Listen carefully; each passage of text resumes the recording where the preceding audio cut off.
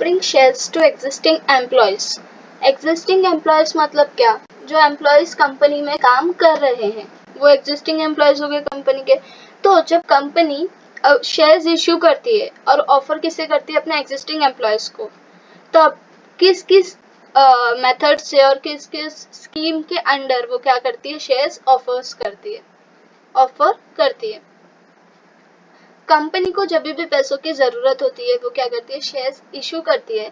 अब बाहर वालों के लिए वेट करे, बाहर वालों के लिए रुके, उससे बेहतर क्या होता है उसके लिए कि वो कंपनी के ही जो एम्प्लॉयज हैं उन्हें क्या बोले कि अगर आप हमारे शेयर्स लेना चाहते हो तो आप क्या कर सकते हो? शेयर्स हमारे परचेज कर सकते हो, सब्सक्राइब कर सकते हो। तो कंपनी क्या करती है? अपने शेयर्स किसे ऑफर करती है? अपने एग्जिस्टिंग एम्प्लॉयज को, जो एम्प्लॉयज कंपनी में काम कर रहे हैं उन्हें। तो 4 अलग अलग तरीकों में वो क्या करती है? शेयर्स ऑफर करती है अपने एम्प्लॉयज को।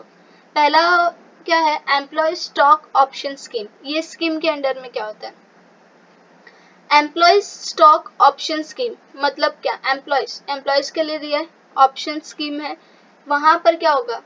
अंडर दिस स्कीम, इस स्कीम के अंदर परमानेंट एम्प्लॉयज, जो भी कंपनी के परमानेंट एम्प्लॉयज हैं, मतलब जो काफी दिनों से हैं और उनकी जो जॉब है वो क्या सिक्योर्ड है, परमानेंटली है वो उस कंपनी में, उन्हें डायरेक्टर्स मतलब बोर्ड ऑफ डायरेक्टर्स और ऑफिसर्स ऑफ द कंपनी, जो भी पर्सनल्स हैं, ऑफिसर्स हैं कंपनी के, उन्हें क्या करती है कंपनी? शेयर्स ऑफर करती है।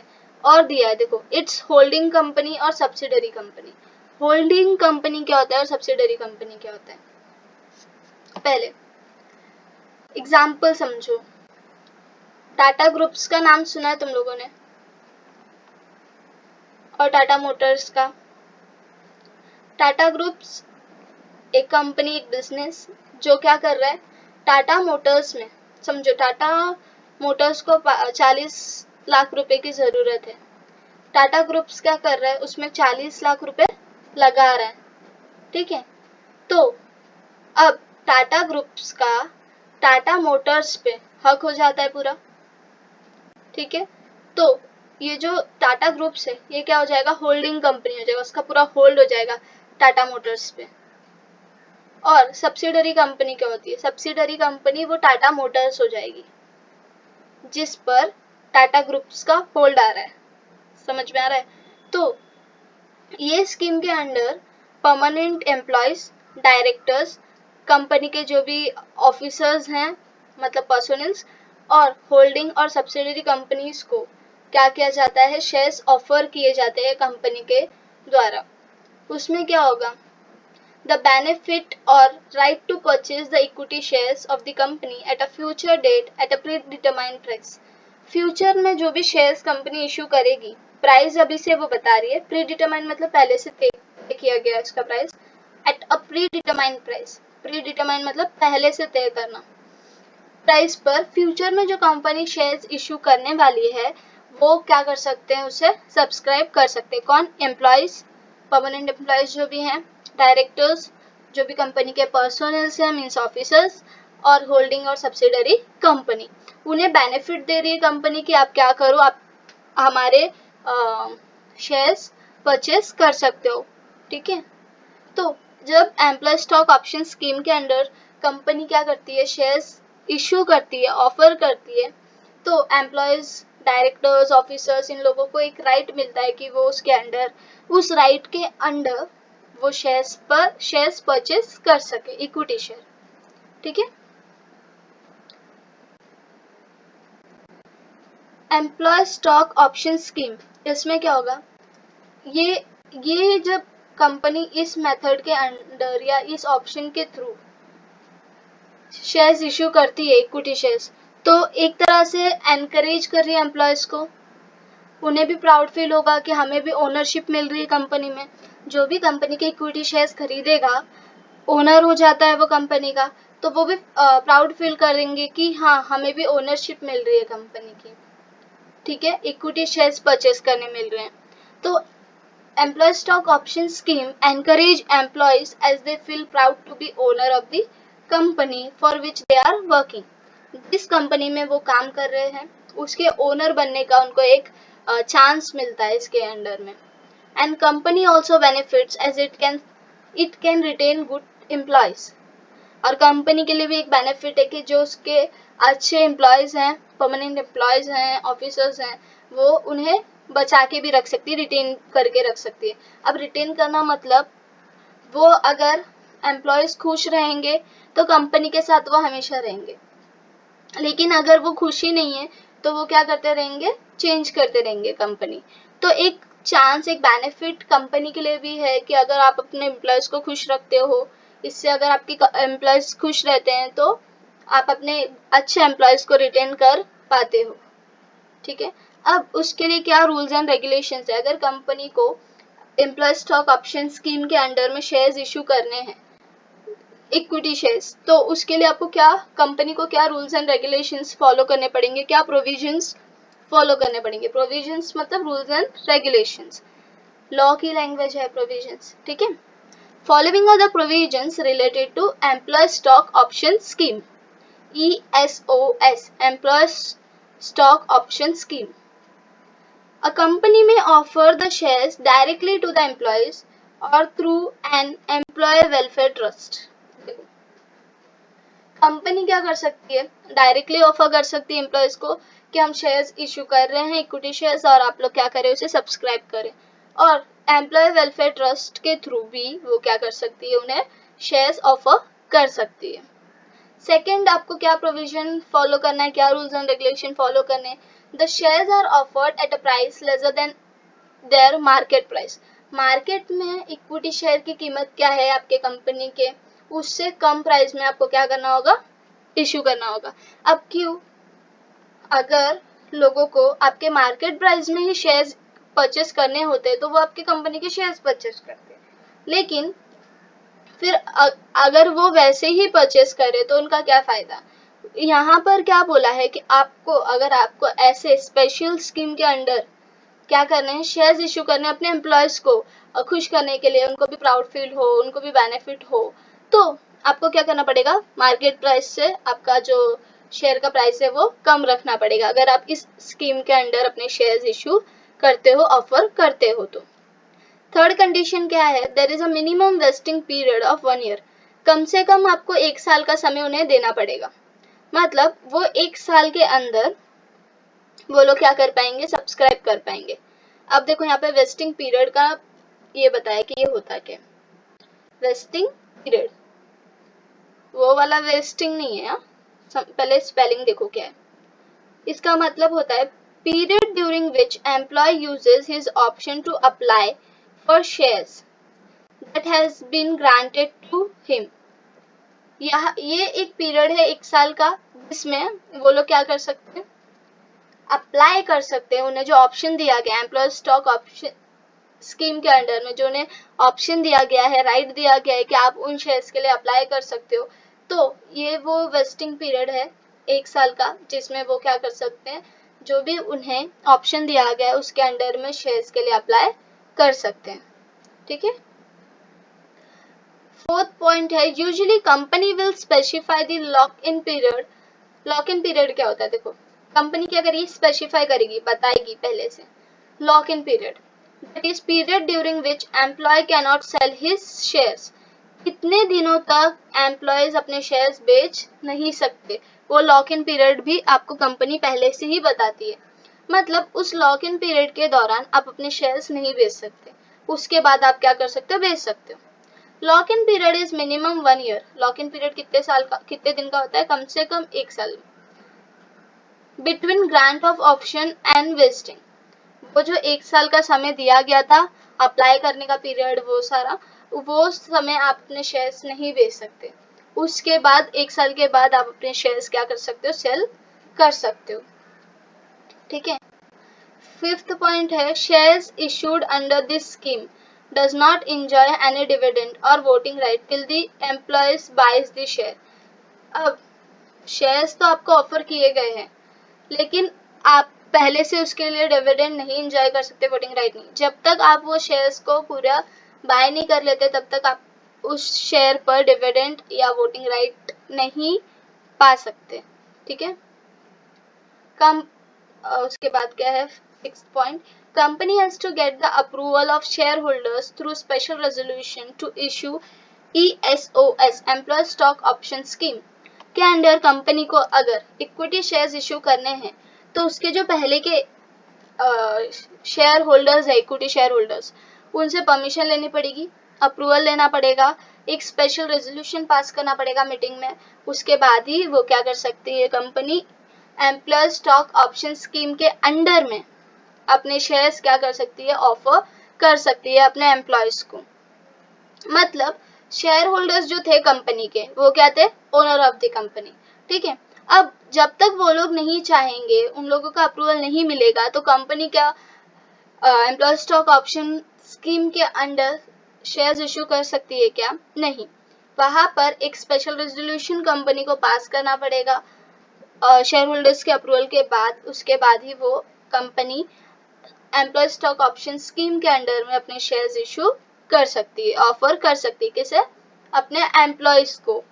एम्प्लॉयज थे परमानेंट एम्प्लॉयज, ऑफिसर्स थे, डायरेक्टर्स थे, होल्डिंग कंपनी, सब्सिडरी कंपनी, इन लोगों के लिए, ठीक है। उसके बाद है आपका 7th point, employees can not transfer his option to any other person nor can he pledge or mortgage the shares issued under employee stock option scheme. मतलब क्या, वह एम्प्लॉयज क्या कर रहे हैं, जिन्हें ऑफर किया जा रहा है कि आप हमारे शेयर्स जो हम इश्यू करने वाले इस ऑप्शन के अंडर में, एम्प्लॉय स्टॉक ऑप्शन स्कीम के अंडर में, वो शेयर्स क्या कर सकते हो, ट्रांसफर नहीं कर सकते हो। क्या लिखा है, कैन नॉट ट्रांसफर। अब आपने पहले देखा होगा कि राइट इशू में वो लोग ट्रांसफर कर सकते हैं कि आप मेरे बदले के शेयर्स इन्हें दे दो, लेकिन इस स्कीम के अंडर में एम्प्लॉयज अपना जो राइट मिल रहा है उन्हें एक, वो ट्रांसफर नहीं कर सकते, उन्हें एक ऑप्शन मिल रहा है वो ट्रांसफर नहीं कर सकते टू एनी अदर पर्सन, दूसरे पर्सन्स को। और एज अ सिक्योरिटी उसे यूज भी नहीं कर सकते कि आप उसे सिक्योरिटी रख दो और लोन ले लो, या उसे गिरवी रख दो लोन ले लो, वो भी आप नहीं कर सकते। जो भी शेयर्स इशू हुए हैं अंडर ESOS स्कीम के अंडर में, मतलब एम्प्लॉय स्टॉक ऑप्शन स्कीम के अंडर में, उसे आप प्लेज के थ्रू, मतलब एज अ सिक्योरिटी रख के लोन नहीं ले सकते, मॉर्टगेज गिरवी रख के आप लोन नहीं ले सकते, और अपना ऑप्शन आप किसी को ट्रांसफर नहीं कर सकते, ठीक है। ये सारे रूल्स एंड रेगुलेशंस हैं। Company has to set up a compensation committee to administer ESOS company has to fulfill the provisions of SEBI। एक सेकेंड, क्या बोला है, company has to set up a compensation committee to administer ESOS। मतलब क्या, company को क्या करना पड़ेगा, एक कंपनसेशन कमिटी सेटअप करनी पड़ेगी जो क्या कर सके, एडमिनिस्टर कर सके ESOS को। मतलब वो देख सके पूरा ये एम्प्लॉय स्टॉक ऑप्शन स्कीम के अंडर आप अगर शेयर्स इशू करते हो तो वो सारी चीज को मैनेज कर सके। उसके लिए आपको क्या करना पड़ेगा, एक कमिटी सेटअप करनी पड़ेगी। Company has to fulfil provisions of SEBI. SEBI के जो भी रूल्स एंड रेगुलेशंस हैं, सेबी के जो भी रूल्स एंड रेगुलेशंस है, वो क्या करना पड़ेगा, आपको फुलफिल करना पड़ेगा। शेयर बेस्ड एम्प्लॉय बेनिफिट, उसमें जो भी चीज दी हुई है, मतलब एम्प्लॉय को क्या बेनिफिट मिलना चाहिए, ये वो सारे चीजों को आपको फॉलो करना पड़ेगा। रेगुलेशंस 2014। प्लेज क्या होता है, अभी मैंने आपको बोला था, give shares as security for taking a loan. मतलब अगर मुझे लोन लेना है तो मैं क्या करती हूँ, मेरे पास शेयर्स है, मेरी प्रॉपर्टी है, मैं क्या करती हूँ, उसे सिक्योरिटी एज अ सिक्योरिटी रख देती हूँ और उसके बेसिस पे लोन लेती हूँ। लेकिन जब ये चीज एम्प्लॉय स्टॉक ऑप्शन स्कीम के अंडर में आती है तो आप प्लेज नहीं यूज कर सकते। सेकेंडरी है मॉर्टगेज। मॉर्टगेज आप लोगों को पता है, गिरवी रखना।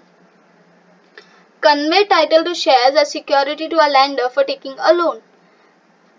अब एक पर्सन से हम लोन ले रहे हैं और हमारी सिक्योरिटीज को एज अ गिरवी नहीं गिरवी रखते हैं, तब हम बोलते हैं मॉर्टगेज, ठीक है। लेकिन यहाँ पर एम्प्लॉय स्टॉक ऑप्शन स्कीम के अंडर में आप नहीं कर सकते ये मॉर्टगेज के वे में भी आपके जो इक्विटी शेयर्स है उन्हें नहीं रख सकते हो लोन लेने के लिए, ठीक है। सेकेंड ऑप्शन है, सेकेंड स्कीम है एम्प्लॉय स्टॉक परचेज स्कीम। अब ये स्कीम में क्या दिया है, ये स्कीम में एम्प्लॉयज को क्या बेनिफिट्स दिए हुए हैं। अब नॉर्मल है, एक दूसरे से काफी अलग होंगे। वहां पर क्या था, इक्विटी शेयर्स इश्यू कर रहे थे, किसे दे रहे थे, परमानेंट एम्प्लॉयज को, ऑफिसर्स को, कंपनी के डायरेक्टर्स को, सब्सिडरी कंपनीज को, होल्डिंग कंपनी को। यहाँ पर देखो क्या है उससे अलग। Under this scheme, employee stock purchase scheme, under this scheme the company offers equity shares. यहाँ पर भी कंपनी क्या ऑफर करती है, equity shares to its employees. Employees को इश्यू कर रही है but at a discounted price. Difference क्या है, एट अ डिस्काउंटेड प्राइस, मतलब शेयर्स का जो फेस वैल्यू है उसका जो प्राइस है, समझो एक शेयर का प्राइस है 10 रुपए, लेकिन 10 रुपए में ना देते हुए आपको 8 रुपए में देंगे तो बोलेंगे डिस्काउंट पर इशू हो रहा है, डिस्काउंटेड प्राइस है वो। 10 रुपए की चीज 8 रुपए में देना मतलब क्या, डिस्काउंट पर देना। Which they can buy at a future date. आज आपको 8 रुपए में वो चीजें बता रहे कि आप ये 8 रुपए में खरीद सकते हो, ठीक है। कंपनी इश्यू करेगी शेयर्स, इक्विटी शेयर्स, और आप उसे फ्यूचर डेट में क्या कर सकते हो, ले सकते हो at a pre determined price.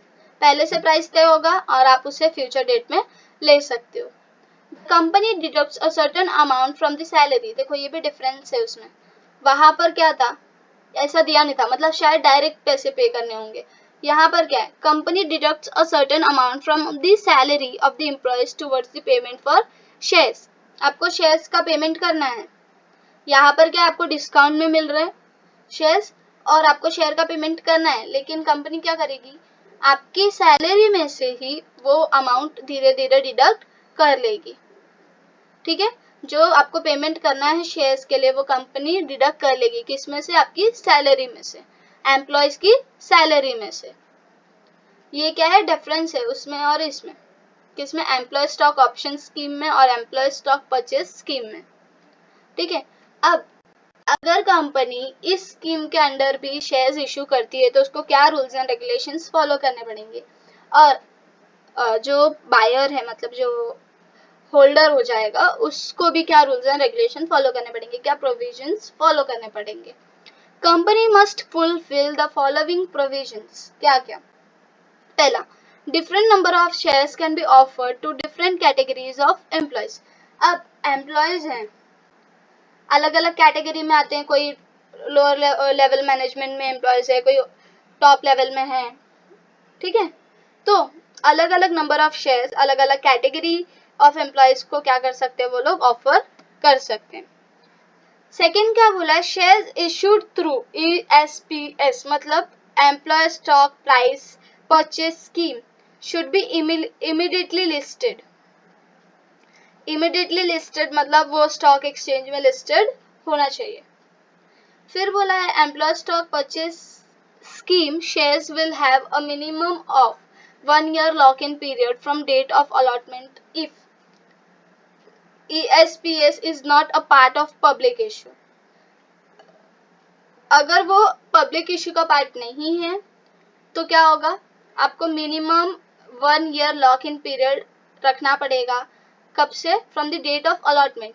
एक बार एम्प्लॉयज को शेयर्स अलॉट किए उसके बाद उस डेट से लेकर 1 साल तक वो एम्प्लॉयज अपने शेयर्स बेच नहीं सकते।